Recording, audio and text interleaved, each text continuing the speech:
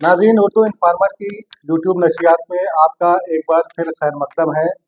जैसा कि आपको मालूम है कि आज पूरे आलम में वर्ल्ड ट्यूमर डे मनाया जा रहा है।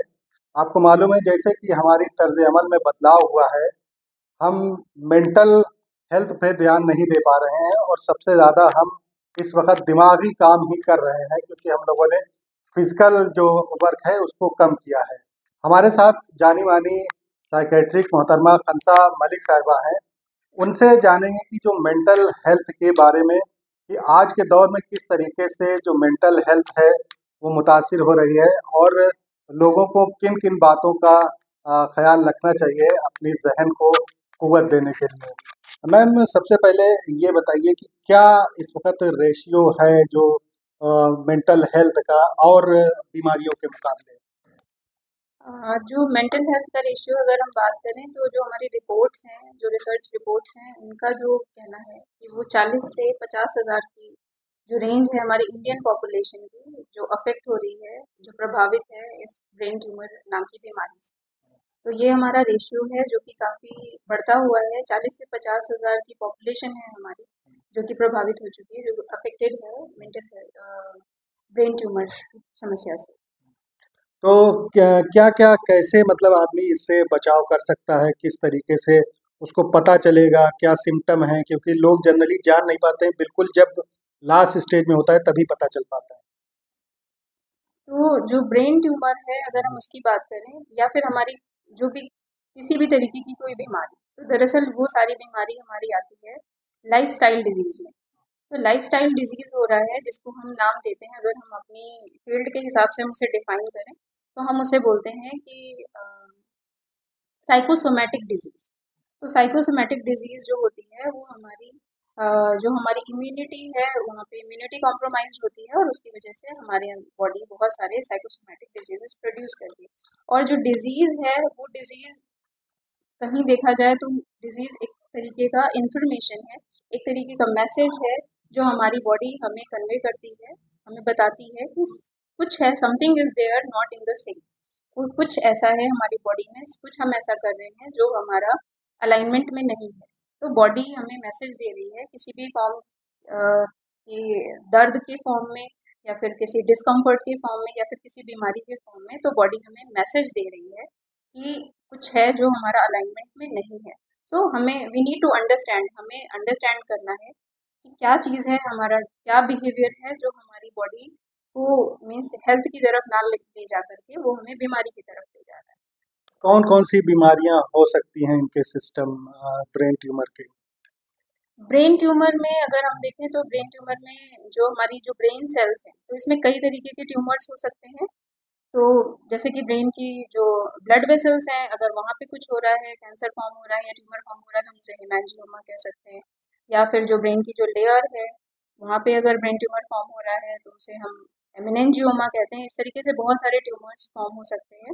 और वो क्या करते हैं कि वो आसपास के हेल्दी टिश्यूज पे, हेल्दी सेल्स पे प्रेशर कॉज कर सकते हैं, या फिर दे विल ऑब्स्ट्रक्ट, वो ऑब्स्ट्रक्ट कर सकते हैं, बाधित कर सकते हैं ब्लड फ्लो को या फिर किसी भी प्रकार के फ्लूइड को पास ऑन होने में।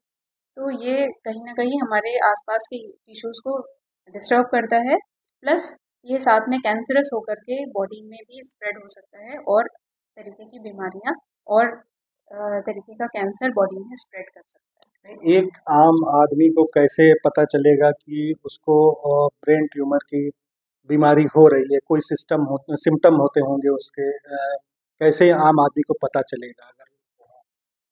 तो ब्रेन ट्यूमर को अगर हम समझेंगे तो ब्रेन ट्यूमर के लिए आपको पहले तो अ, जो शुरुआत है उसकी मतलब अगर हम उसे कहें तो it will start with headache. Sir दर्द से शुरुआत हो सकती है, लेकिन हर सर दर्द ब्रेन ट्यूमर नहीं हो सकता है। तो इसके साथ में बहुत सारे और लक्षण भी होंगे, जैसे कि उल्टी आना, सर दर्द होना, लगातार सर दर्द बने रहना, चक्कर आना, और उसके साथ में और ज़्यादा हो सकता है तो फिर झटके या दौरे आना। तो जब ये सारी समस्याएं एक साथ होकर के आती हैं और लंबे समय तक चलती हैं तो फिर कहीं ना कहीं फिर हमें डॉक्टर से कंसल्ट करना है। And they will suggest us to go for MRI. MRI करते हैं तो एमआरआई करते ही हमें पता चल जाता है हमारे ब्रेन में ट्यूमर फॉर्म हो चुका है। अच्छा, सर दर्द की ये लोगों को काफ़ी परेशानियां रहती है, तो सिर दर्द कितने वक्त तक अगर नहीं सही होता है तो हमें डॉक्टर से कंसल्ट करना चाहिए, इसी ब्रेन कैंसर को लेकर, खतरे को लेकर? As a mental health counsellor मैं तो पहले ये सजेस्ट करना चाहूँगी, अगर आपको हेडेक हो रहा है तो मैंने पहले ही बताया कि अगर आपको हेडेक हुआ है इट मीन्स कि समथिंग कुछ है जो स्ट्रेस हो रहा है, आप ज़्यादा थक रहे हो, आपकी बॉडी थक रही है, तो आपको मैसेज दे रही है कि ये मीन्स टेंशन है, देयर इज टेंशन। किसी भी प्रकार का टेंशन हो सकता है, आपकी आंखों पे तनाव हो सकता है, आपकी बॉडी पे तनाव हो सकता है, तो इस वजह से आपको हेडेक हो रहा है। तो सिंपली पहले शुरुआत में क्या करते हैं, हम रेस्ट करते हैं, सो जाते हैं और फिर हम उठते हैं तो हम ठीक हो जाते हैं। बट फिर भी अगर नहीं ठीक हो रहा है तो फिर हमें लगता है कि हमें आई टेस्ट के लिए जाना चाहिए या हमें फर्दर और इन्वेस्टिगेशन करना चाहिए। तो अगर ये लगातार बना हुआ है देन हमें डॉक्टर के पास, लंबे समय तक अगर ये बना हुआ है तो हमें डॉक्टर के पास ज़रूर जाना चाहिए। अच्छा, मेंटल हेल्थ को दुरुस्त रखने के लिए क्या-क्या तरीके हैं? किस तरीके से एक आम आदमी अपने में, क्योंकि हम लोग जो हैं वो काम तो सबसे ज़्यादा दिमाग ही से लेते हैं, लेकिन उसकी हेल्थ को दुरुस्त रखने के लिए इतना बेदार नहीं है। तो उसके लिए मैं यही कहूँगी कि हमें हमारे पास जानकारी, हम हमारे पास जानकारी नहीं है हमारे पास, जबकि आज हम जिस समय में रह रहे हैं वो जो टाइम है वो जानकारी का टाइम है। तो उस टाइम भी अगर हम मतलब उस चीज़ से जानकार नहीं है या रूबरू नहीं है तो फिर ये कहीं ना कहीं हमारा फेल्योर है एक तरीके का। हमारा एजुकेटेड होना भी हमारे काम नहीं आ रहा है। तो हमें ये समझना होगा कि जो हमारा स्ट्रेस है, तो शुरुआत कहीं ना कहीं अगर हम देखें तो हमारी बॉडी, जो हम पेन से शुरुआत कर रहे हैं, वो दरअसल वो शुरुआत उससे भी पहले होती है, उसको हम कहते हैं फीलिंग्स। तो जो फीलिंग्स है, और फीलिंग्स का मतलब क्या है कि वी हैव टू अंडरस्टैंड, हमें समझना पड़ेगा जो हमारी फीलिंग्स है। तो फीलिंग कहाँ से स्टार्ट होती है, the beginning of the feeling is starting from the thought. तो ये कहीं ना कहीं हमारे थॉट से शुरू होता है, थॉट के थ्रू हमारे अंदर एक इमोशन जनरेट होता है, और जब वो इमोशन जनरेट होता है तो it will produce a feeling. तो फीलिंग ही है कि हमें क्या करना है, we have to understand, we have to feel the feeling we are feeling. हम हमें उस फीलिंग को फील करना है कि हम कैसा फील कर रहे हैं। तो मोस्ट ऑफ द टाइम जब हम पाएंगे कि अगर हम सिकनेस की तरफ जा रहे हैं तो हमें ये पता चलेगा जो हमारा 24/7 है या फिर जो हमारा डेली लिविंग है उसमें हम दिन भर में कितने समय हम बेटर फील करते हैं, कंफर्टेड फील करते हैं, या फिर कितने समय हम स्ट्रेस फील करते हैं। एंड वो कहीं ना कहीं रिफ्लेक्ट होता है हमारे बिहेवियर से, वो चाहे हमारा फैमिली से इंटरेक्शन हो या फिर हमारा जो सोसाइटी से इंटरेक्शन हो, तो वो कहीं ना कहीं हमारा रिफ्लेक्ट होता ही होता है। बट हमें कहीं ना कहीं इस तरीके से कंडीशन किया जाता है कि हमें अपने इमोशंस को, हमें अपनी फीलिंग्स को क्या करना है, सप्रेस करना है, हमें एक्सप्रेस नहीं करना है। एंड फ्रॉम दैट पॉइंट, वहाँ से ही हमारे अंदर बीमारी का बीमारी की शुरुआत होती है।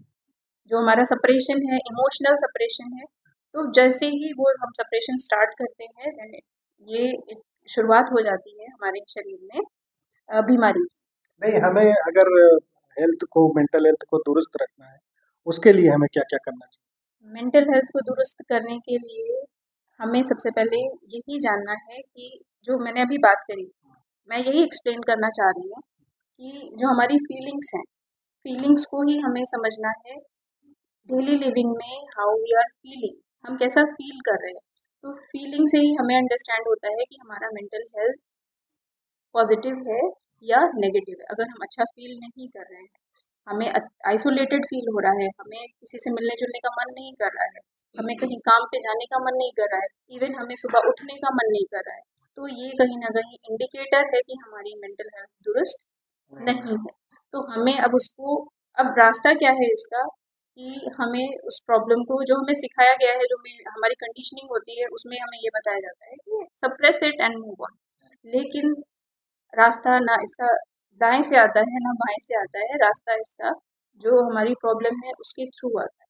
तो हमें क्या करना है कि जो हमारी फीलिंग है, जिनकी वजह से हम फील कर रहे हैं, तो हमें अंदर जाना है, हमें उसकी तह तक जाना है, हमें गौर करना है कि किस थॉट ऑफ स्ट्रीम में हम ज़्यादातर रहते हैं, जो हमारा स्ट्रीम ऑफ थॉट है वो हमारा क्या रहता है।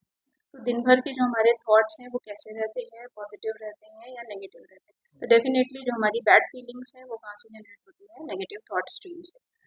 लेकिन अब हमें ये नहीं समझ में आता है कि हम इससे बाहर कैसे आए, क्योंकि ये लूप फॉर्मेशन हो जाता है जहाँ पे हमें कहते हैं कि धागे का या सिरा नहीं मिल रहा है, हमें छोर नहीं मिल रहा है कि हम उस चीज़ से बाहर आए, तो वो एक लूप फॉर्मेशन हो जाता है। तो दरअसल जो हमारा जो माइंड है या जो हमारी बॉडी है वो इक्विप्ड है, एवरीथिंग इट इज देयर, हर कुछ वहाँ पे है। वो आपको हेल्थ भी देता है और वो आपको सिकनेस भी देता है। तो दोनों चीज़ें, तो अगर हमारी बॉडी हमें सिकनेस दे सकती है तो डेफिनेटली हमारी बॉडी हमें हेल्थ भी दे सकती है।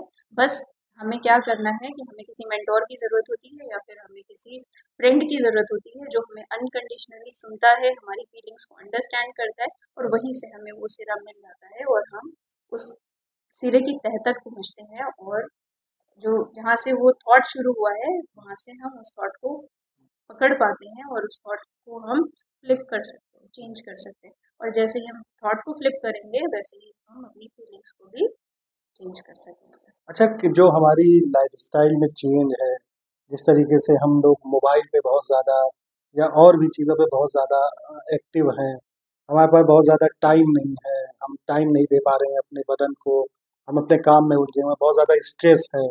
ये सब चीज़ें कितना असर डालती हैं दिमाग पे? स्ट्रेस दिमाग पे ये स्ट्रेस नहीं डालती है, स्ट्रेस की वजह से हम ये सब कर रहे हैं। जो ओवर डूइंग है, ओवर वर्किंग है या डूइंग ओवर वर्किंग, हम बहुत ज़रूरत से ज़्यादा काम कर रहे हैं, ज़रूरत से ज़्यादा, और हमें लग रहा है कि उससे स्ट्रेस प्रोड्यूस हो रहा है। दरअसल स्ट्रेस की वजह से हम ओवर वर्किंग है, ओवर, जिसको बोलते हैं वर्कोहॉलिक। तो हम अपने आप को इंडल्ज करते हैं क्योंकि हमारे अंदर कहीं ना कहीं एक वैक्यूम है, एक खालीपन है जो हमें ओवर वर्किंग में ले जा रहा है या फिर तरह तरह के एडिक्शंस में ले जा रहा है। तो स्ट्रेस की उसकी वजह से स्ट्रेस नहीं प्रोड्यूस हो रहा है, ये एक मिसकंसेप्शन है। स्ट्रेस की वजह से हम ये सारे काम कर रहे हैं, तो हमें अंडरस्टैंड करना पड़ेगा, फिर से हमें गौर करना पड़ेगा। और मतलब प्रॉब्लम इस चीज़ की है कि हमें शुरू से इस तरह से कंडीशन किया गया है कि हमें ये बताया गया है कि हमारा हर चीज़ क्या है, कहीं ना कहीं एक्सटर्नल फैक्टर्स है। कि अगर हम मानते हैं कि हमें स्ट्रेस हो रहा है तो हम फटाफट एक रीज़न ढूंढ लेते हैं कि दिस इज़ द सिचुएशन, ये सिचुएशन है जिसकी वजह से मुझे स्ट्रेस हो रहा है, या फिर ये पर्टिकुलर पर्सन है जिसकी वजह से मुझे स्ट्रेस हो रहा है, ये अगर ये बात नहीं कहता तो मुझे स्ट्रेस नहीं होता। तो इस तरीके से हम कहीं ना कहीं डिफेंस मैकेनिज्म अप्लाई करते हैं और अपने स्ट्रेस का कारण बाहर ढूंढने लगते हैं, जबकि स्ट्रेस का कारण हमारे हमसे बाहर नहीं है, हमसे अलग नहीं है, हमसे जुदा नहीं है, वो हमारे अंदर है। क्योंकि जो चीज़ भी हम कर रहे हैं वो चीज़ हम अपने अपनी इसी बॉडी से कर रहे हैं। जो कुछ भी हम सोच रहे हैं वो अपने इसी माइंड से सोच रहे हैं, ना कि दूसरे की बॉडी से करते हैं, ना ही हम दूसरे की बॉडी से माइंड से सोचते हैं। तो प्रॉब्लम का जो कॉज है वो कहीं ना कहीं हमें यही समझना है कि प्रॉब्लम का कॉज हमारे अंदर है, हमारे हमसे जुदा नहीं है, हमसे अलग नहीं है, हमसे बाहर है। बहुत बड़ी तादाद ऐसी है जिनका यही मानना है कि मोबाइल और जो हमारी लाइफस्टाइल है, वो हम लोगों को खास करके मेंटल हेल्थ को इफ़ेक्ट करती है। तो कैसे लोगों को ये समझना चाहिए कि ये ठीक चीज़ है? जो मेंटल हेल्थ के बारे में अगर हम बात कर रहे हैं तो हमें यही देखना है कि अभी जैसे हम लोगों ने बात करी कि स्ट्रेस की वजह से हम एडिक्शंस में जाते हैं, एडिक्शन की वजह से स्ट्रेस नहीं है। तो हमें ये चीज़ समझना है, जिस दिन हमें ये चीज़ समझ में आ गई, क्योंकि हमें कहीं ना कहीं अपनी प्रॉब्लम को डिफाइन करना नहीं आता। अगर हमने अपनी प्रॉब्लम को डिफाइन कर लिया तो वहीं से आ जाता है जिसको हम एक वर्ड यूज करते हैं, एक्सेप्टेंस। और जब तक कि वो एक्सेप्टेंस हमारे अंदर नहीं आएगा तब तक कि हम कभी भी उस प्रॉब्लम से बाहर नहीं आएंगे। और जितना भी हम मेडिकेशंस लेंगे, जितना भी हम थेरेपी, कुछ भी हम बाहर से लेंगे, anything we are putting inside in the form of tablet, हम कोई टैबलेट लेते हैं, हम कोई इंजेक्शन लेते हैं, कुछ भी हम करते हैं, तो वो कहीं ना कहीं प्रॉब्लम का सोल्यूशन नहीं है, क्योर नहीं है। क्योंकि हम ऑलरेडी इक्विप्ड है हर उस चीज़ से जिसकी हमें ज़रूरत है। हमें बाहर से शायद कुछ भी लेने की ज़रूरत नहीं है, क्योंकि ऑलरेडी वो चीज़ हमारे पास है, बट हमें तरीका नहीं एक मालूम है। पॉजिटिव अप्रोच होना चाहिए, किसी चीज़ की एक्सेसिबिलिटी ना होना चाहिए, ये कहने का मतलब हाँ, नज़रिया तो उसको तो बोला ही गया है कि नज़रिया सब कुछ है। आपका नज़रिया ही सारी चीज़ें डिफाइन करता है।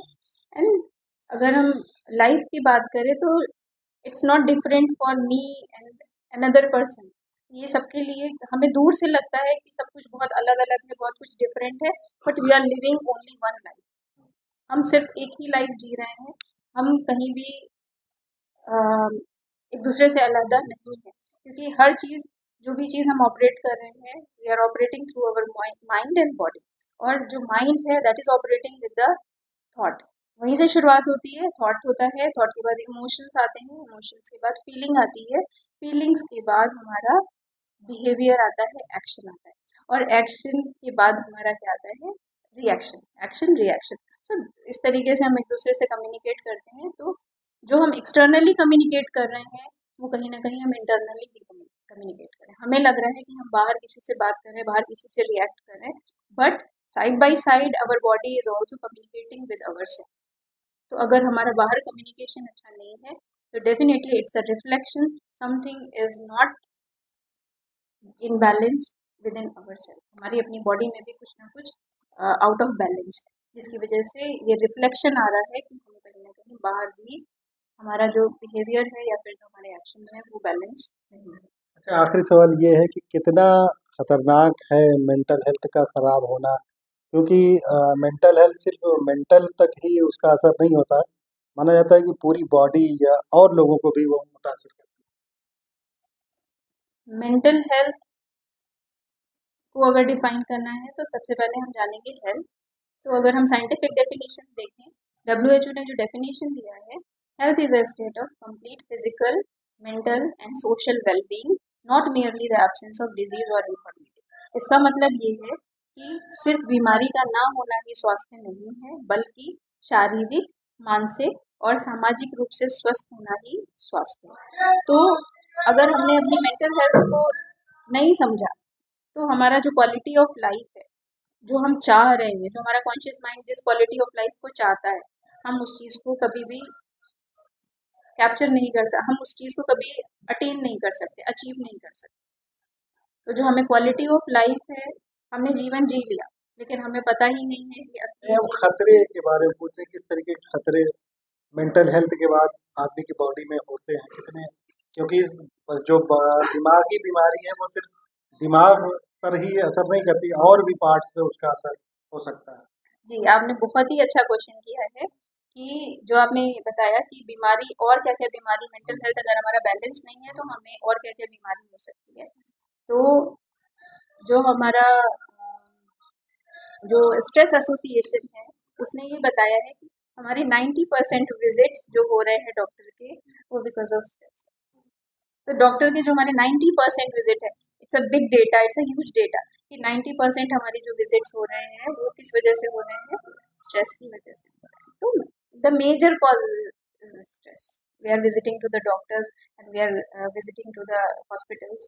एंड कहीं ना कहीं अगर हम देखें तो आजकल का जो सिनेरियो है, अगर आप मार्केट निकलते हो तो आपको जगह जगह पे हॉस्पिटल्स और मेडिकेशन मीन्स फार्मेसी या मेडिसिन शॉप आपको मिल दिखती है, और लगातार ये बढ़ता जा रहा है। तो अगर हम ये देखें कि अगर हम इसको एक लंबे पर्सपेक्टिव में देखें, आने वाले 10-15 साल या और आगे हम देखें, तो ये अगर हम दोनों नज़रिए से देखते हैं, एक इस नज़रिए से देखते हैं कि अगर इसी तरीके से बढ़ेगा तो फिर हम कहाँ कहाँ पहुँचेंगे, और या फिर हम इस नज़रिए से देखें कि अगर हमने इसको दुरुस्त कर लिया तो फिर क्या सिनेरियो।